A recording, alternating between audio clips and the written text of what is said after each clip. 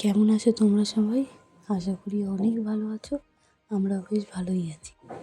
অনেক মাস পরেই আবার এলাম। আর আমি আসা মানেই আমার কাজগুলো তোমাদের সাথে আসবেই প্রথমে গল্প করতে। তো তোমাদেরকে আমি আগের একটা ভিডিওতে দেখিয়েছিলাম, যারা আমার ভিডিও দেখো তারা জানো যে উচ্ছে গাছে চারা বসিয়েছিলাম। সেটা হয়েছে অটোমেটিক্যালি বললে ভুল হবে। ওটা দানা ফেলেছিলাম, আমি ভাবিনি গাছটা ওখান থেকে হবে। তারপর হওয়ার পরে আমি ওটাকে আলাদা একটা জায়গায় টবে বসানোর পরে দেখছি যে এখন আবার সেটাতে উচ্ছেও হচ্ছে। তো শীতকালে ব্যাপারটা কী হয় বলো না, যে এত পরিমাণে ঠান্ডা পড়ছে না এখন, এবং গরম থেকে ঠান্ডা যখনই পড়ে তখন তো ফুল গাছগুলোও তাদের প্রকৃতিতে মানাতে একটু টাইম লাগে। তো সেই কারণে ফুলটাও খুব কম ফোটে এবং ফুটছেও খুবই কম। টগর ফুল তো একদমই ফুটছে না। জবা ফুলের কুড়িটা ওই হয়তো 1 সপ্তাহ 2 সপ্তাহ পর পর হয়তো জবা ফুল ফুটছে, এইরকম। তো ঠিক আছে, আস্তে আস্তে ওরাও তো প্রকৃতির সাথে, ওদেরকেও মানাতে সময় দিতে হবে। তো আজকে যাব একটু ওই বাড়িতে, কারণ একটু দরকার আছে, সেই কারণে ওই বাড়িতে যাব। তো ওখানে গিয়ে তোমাদেরকে উত্তম কুমারের বাগান বাড়িটা দেখাবো, সাথে আরেকটা বাগান বাড়ি দেখাবো। তো উত্তম কুমারের বাগান বাড়িটা এত সুন্দর সাজিয়েছে। আগেরও একটা ভিডিওতে আমি উত্তম কুমারের বাগান বাড়ির ভিডিও করেছিলাম, তখন অতটাও সাজানো হয়নি, সবে সবে সাজানো হচ্ছে। এখন ওই বিল্ডিংটা পুরোটাই সাজিয়ে ফেলেছে, বাট চারিপাশে এখনও সাজানো কমপ্লিট আছে। তবে আমাদের সময়, আমরা যখন ছোট ছিলাম, আমার মামার বাড়ি আর আমাদের বাড়ি একদম কাছাকাছি, এ পাড়া আর ও পাড়া বলতে পারো। তো ওই মামার বাড়ি পাড়ার ওখানেই উত্তম কুমারের বাগান বাড়িটা পড়ে। তখন ছোটোবেলায় আমরা যেতাম, আমার এক বান্ধবীর দাদু ওইখানে থাকতো। এই যে দেখো উত্তম কুমারের বাগান বাড়িটা, পুরো এই বাড়িটাকে 4 তলা বিল্ডিং বানিয়েছে, পাশে আরও জায়গা করে ঘর করছে থাকার জন্য। আর এই যে নিচের জায়গাটা দেখছো না, সেই জায়গাটা একটা দাদু বসে থাকতো। এত বড় ছিল না, টিনের চাল বা হয়তো টালির চালে ছিল, একদম ছোট কুটির টাইপের একটা ঘর।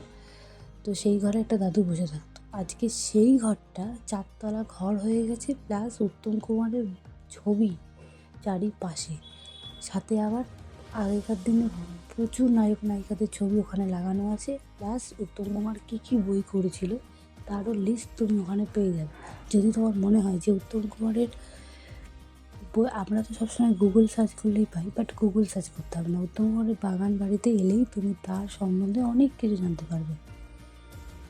আর এত সুন্দরভাবে সাজিয়েছিল, যেহেতু বিয়ে ছিল, বিয়ের অনুষ্ঠান ওখানে হয়েছিল, যেহেতু আরও সুন্দর করে সাজানো, কিন্তু সাজানো হচ্ছেই, এতটাই সুন্দর করে সাজানো হচ্ছে।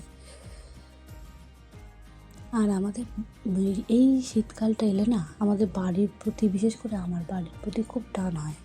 একটু যাবো, গিয়ে মা কাকিমাদের সাথে গল্প করবো।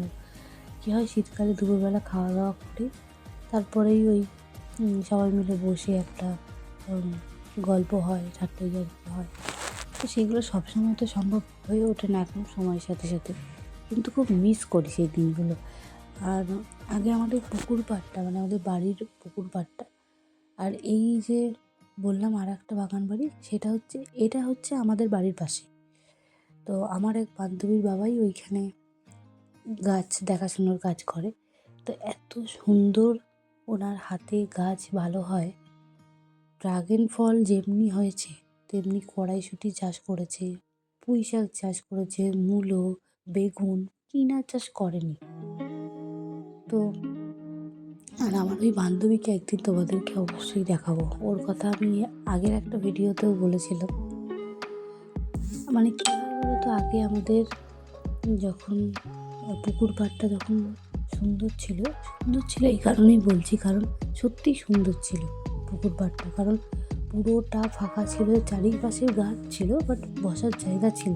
কিন্তু এখন এমনই অবস্থা হয়ে গেছে, এখন কেউ বসতে পারে না ওই জায়গাটা। কিন্তু কী হবে, বসতে না পারলে কী হবে, গল্প করা তো থামানো যাবে না। তাই তারা, মা কাকিমারা নতুন একটা জায়গা খুঁজে তারা ঠিক তাদের মতো গল্প করে। তো এই গল্পটাই আমি মাঝে মাঝে খুব মিস করি যখন এখানে থাকি আমার ফ্ল্যাটে, কারণ ওখানে তো সবসময় যেতে পারি না। আর এই বাগান বাড়িতেও একটা শিব মন্দির আছে। এই শিব মন্দিরে আমরা 3 বোনই ছোটোবেলা থেকে খুব আসতাম, বিশেষ করে আমার দিদি। মানে সারা বছরই আমরা এই মন্দিরে পুজো দিতাম, আসতাম। আর এখানে একটা বড় করে শিবরাত্রি হতো, মানে শিবরাত্রির দিন প্রচুর বড় করে অনুষ্ঠান হতো। এখন আর সেটা হয় না। তো চলো, তোমরা সবাই অনেক ভালো থেকো। দেখা হবে খুব শিগগিরই একটা অন্য ভিডিওর সাথে। তোমরা সবাই অনেক ভালো থেকো, সুস্থ থেকো।